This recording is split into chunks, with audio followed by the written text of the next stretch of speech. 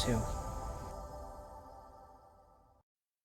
hello all, welcome to Robensive Training. It's a continued video for the course Advanced Network Exploitation Expert. Myself, Rikun Sindwad, and I will be your instructor for this entire journey.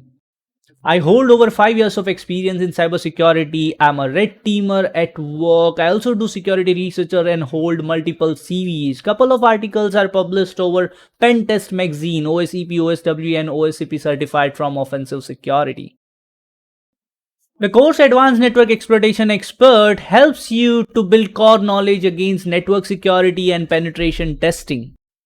It is designed for everyone with the basic understanding for the cybersecurity domain, like basic networking and the basic pen testing things. An example would be anyone with the knowledge of CEH.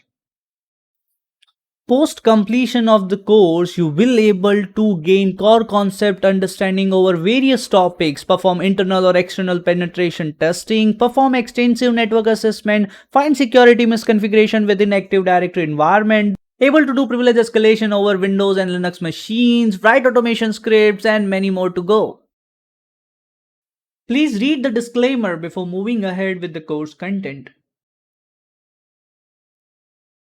In the last video, we have seen how this particular web application dedicated to the PHP 5P specific execute operating system command using various functions like exec and furthermore. So we have seen a few of the functions out of which you can consider exec, pass through, system, and there is one more proc underscore open. You can find something similar in other languages as well, like ASP or Java or any other web application languages, even the Node application, right? You can just try to find a web shell if you want to understand. Just Google about web shell and you will find various web shell in various languages. Web shell, if I just search for GitHub. So here, web shell and backdoor collection. Possibly this will gonna have different languages like ASP, ASPX, and furthermore.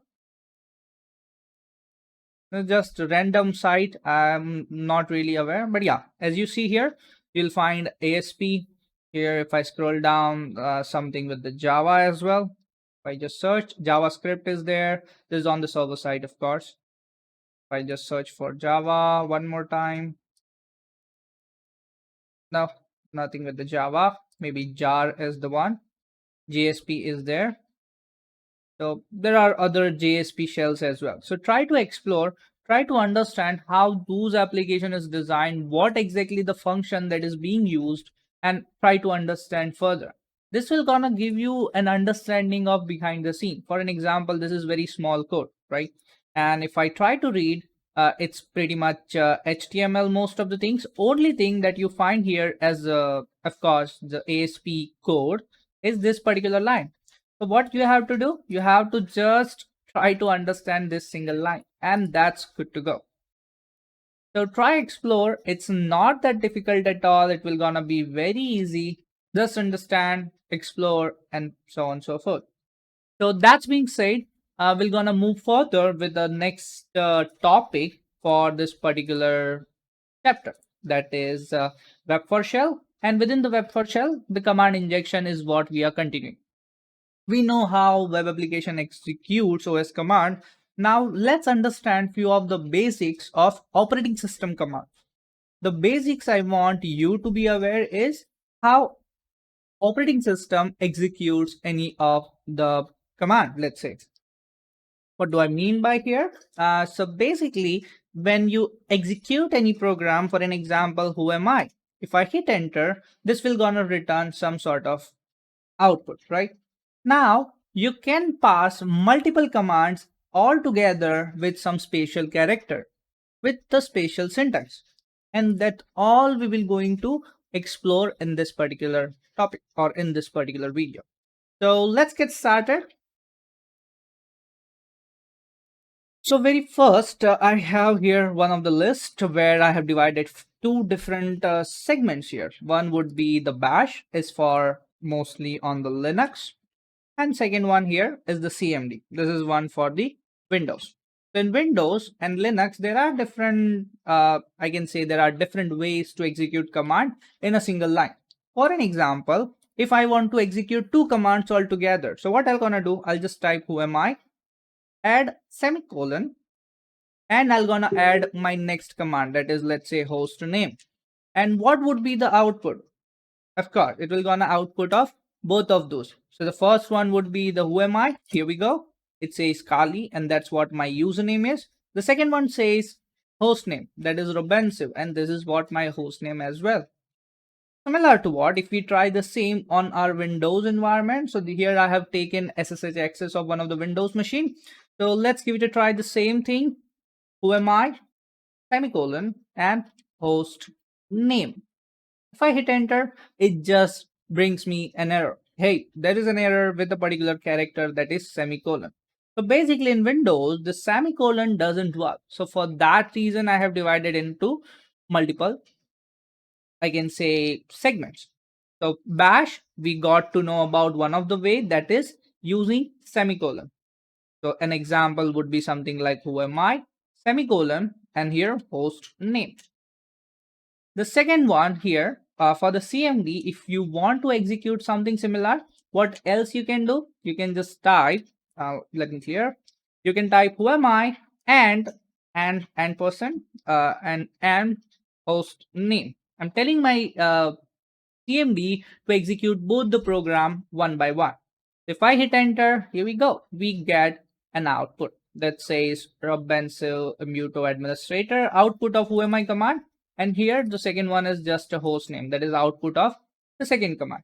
So this is another way to execute two commands all together.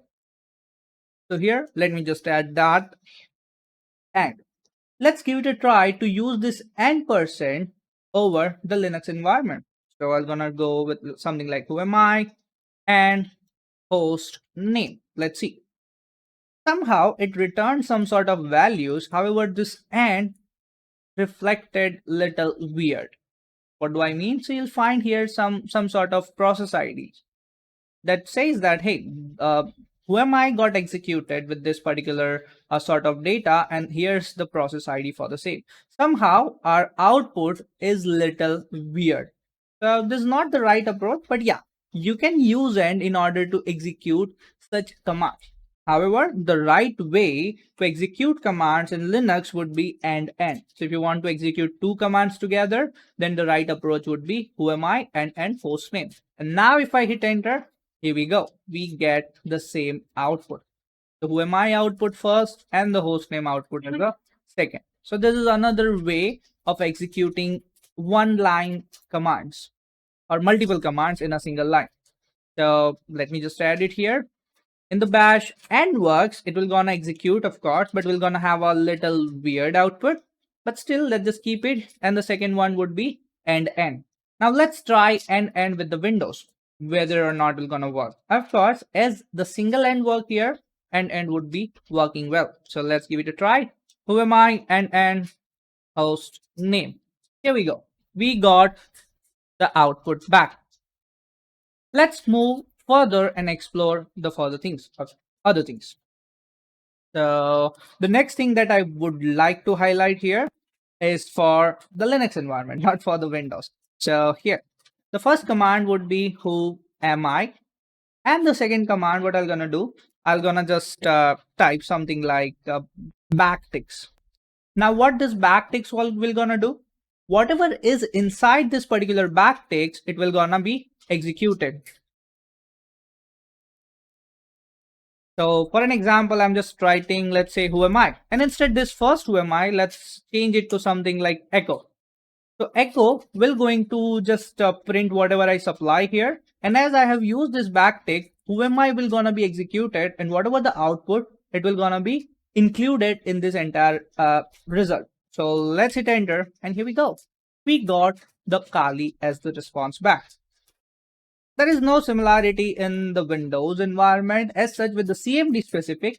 But yeah, if you are using other uncommon or bash shell or something, then it might be possible with the Windows environment as well. But with the CMD, it does not allow you.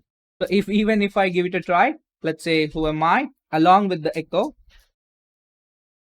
it will just print that backticks and who am I.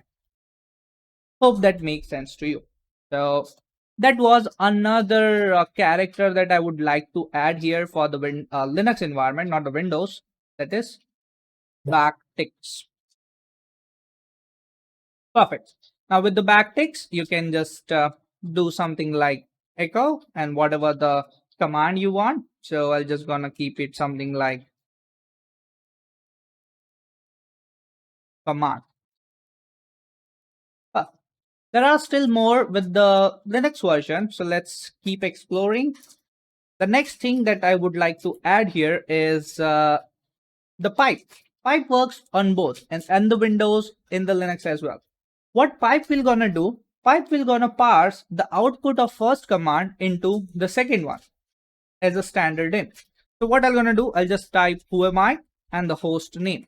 As host name doesn't allow any input from the standard input, then it will not gonna respond with anything. Like the first who am I command output will gonna be sent to the host name. However, host name doesn't allow, then first or who am I output would be totally blank. So if I hit enter, I'll just gonna able to see this Rebensive.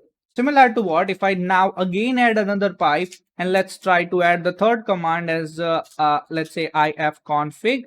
If I hit enter, here we go. We just get output of this ifconfig because whoever output would be sent to hostname, that will gonna be void.